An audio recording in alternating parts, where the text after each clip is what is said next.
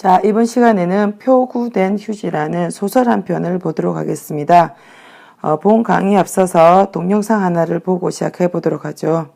언제부터인가 나는 피곤할 때면 화실 한쪽 벽에 걸린 조그마한 액자의 편지를 읽고 난다.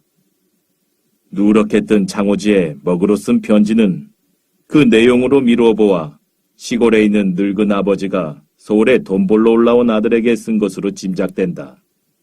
헐렁하고 제멋대로 쓰인 글씨는 어느 것 하나 바른 게 없다.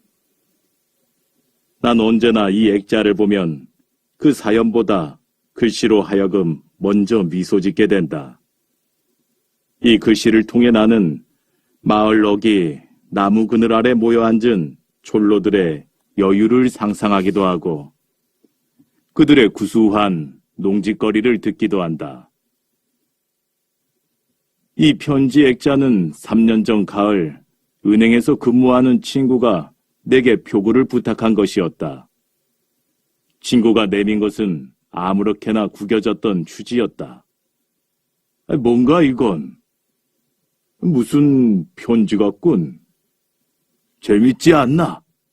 뭔가 뭉클하기도 하고.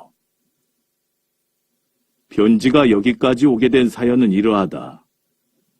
친구의 은행 창구에는 매일 빠짐없이 들르는 지게꾼이 있었다.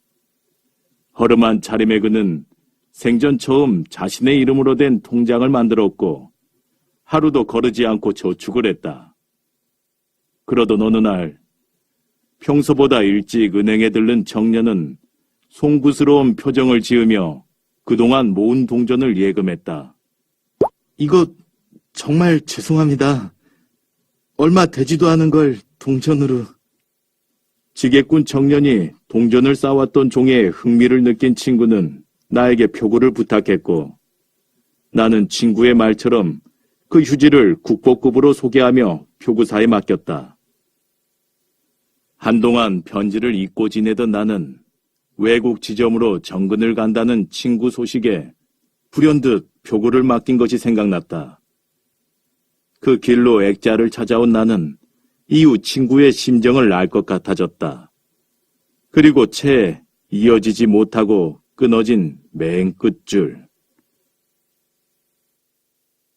자, 방금 본 영상에서와 같이 이 이야기는 주인공 나에게 현재 자신의 화실 한쪽 벽에 액자가 하나 걸려 있습니다. 이 액자 속 편지를 어떻게 구하게 됐는지, 표구하게 되었는지 그 사연을 과거로 회상하면서 언급을 하고 있습니다. 그 편지의 사연은 이러하죠. 한 지게꾼 청년이 매일 은행에 와서 저금을 하게 됩니다. 자, 근데 그 청년은 돈을 많이 가지고 온 것이 아니라 동전을 매일 조금씩 아주 성실하게 은행에 갖고 오죠. 근데 어느 날 한날은 그 동전을 종이에 싸서 오게 됩니다. 근데 무심코 그 종이는 휴지통에 갔지만은 그것을 나의 친구가 줍게 되죠. 근데 그 편지를 보니까 삐뚤빼뚤하게 쓰여진 글씨체며 그 편지의 내용을 보니 너무나 시골에서 자식을 도시로 서울로 보낸 그 아버지의 애틋한 마음이 잘 전달되어 있었죠. 그래서 친구가 나에게 그 편지를 표구를 부탁한 거죠. 즉 액자로 만들어 달라고 하게 된 것입니다. 자, 편지에 대한 나의 인식 변화를 살펴보죠. 처음에 이제 나의 친구가 편지를 주었을 때는 친구의 장난이고 그 편지를 휴지라고 생각하게 됩니다. 하지만 그 편지를 친구의 부탁을 받았기 때문에 표구사에 맡기게 되죠. 그러다가 잊어버리고 있다가 친구가 외국으로 정근을 가자 그 편지가 생각이 나서 그 표구사에 다시 찾아가게 됩니다. 그 표구한 것을 보니 마치 국보급이나 되는 것처럼 느끼게 됩니다. 그것을 자신의 화실에 잘 걸어두죠. 근데 화실에 걸어두고 편지를 한 번 보고 두 번 보고 하니까 그 편지 내용에 담긴 그 편지를 보낸 아버지의 자식에 대한 애틋한 마음, 이런 부분들에 대해서 나도 공감을 하게 되는 거죠. 그러면서 마지막에는 그 친구의 심정을 이해하게 되면서 이 편지를 왜 친구가 나에게 표구하라고 했는지를 깨닫게 되는 것입니다. 자, 소설 제목에 대해서 한번 생각해 보도록 하겠습니다. 표구된 휴지. 즉, 휴지를 표구했다라는 건데, 만약에 친구가 이 편지에 어떤 의미를 발견하지 못했다면 이 편지 또한 휴지통에 있었을 것입니다. 즉, 휴지통에 버려졌던 종이의 내용의 가치를 느끼고 그것을 소중하게 간직하게 되었다는 것입니다. 즉, 우리가 사소히 평소 일상생활에서도 사소히 보아 넘길 수 있는 것에서도 우리가 의미를 찾고 삶의 위안을 얻을 수 있음이라는 뜻이죠. 그래서 이 소설의 주제라고도 볼 수 있습니다. 자, 핵심 정리하고 마무리 짓겠습니다. 자, 글의 종류는 소설입니다. 이거 수필 같은데요 하는 부분이 있는데요. 그건 특징에서 잘 드러납니다.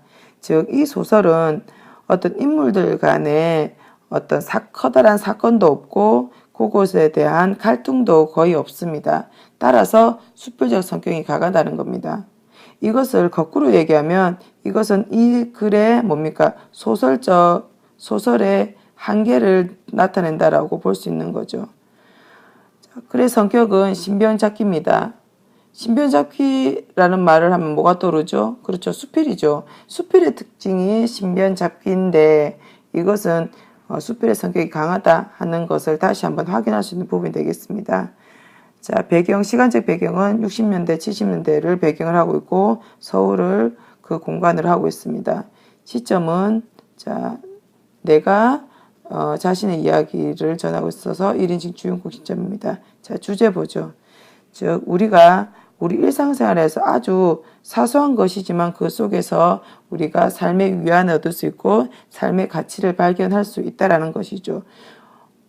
자, 물론 편지의 내용만 보면은 편지의 내용은 아버지의 사랑을 그 편지는 그 주제로 삼고 있지만은 그 편지를 버리지 않고 내가 표구를 한 것은 그 속에서도 우리가 삶의 가치를 발견할 수 있다라는 주제로 우리가 정리를 할 수 있겠습니다.